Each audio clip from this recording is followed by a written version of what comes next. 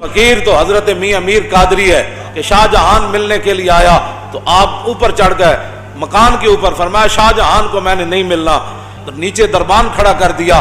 تو یہ پڑھے لکھے حکمران تھے، ایسے تو نہیں تھے جن کو خاتم النبیین بھی نہیں پڑھنا آتا تھا، جن کو قل ہو اللہ بھی نہیں پڑھنی آتی تھی، یہ ایسے تو حکمران تھے نہیں، یہ تو پڑھے لکھے لوگ تھے۔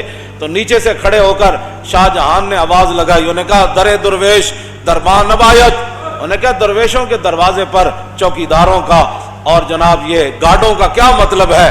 تو حضرت میاں میر نے اوپر سے آواز لگائی، فرمایا ببایت تاکہ سگے دنیا نہ آئے۔ فرمایا درویش کو ضرورت نہیں ہوتی دربان رکھنے کی، لیکن کبھی کبھی رکھنا پڑتا ہے تاکہ کوئی دنیا کا کتا نہ آ جائے۔ صوفی تو کسی کو کہتے ہی کچھ نہیں ہے۔ میں نے کہا شاہ جہان کو کیا کہہ دیا آپ نے؟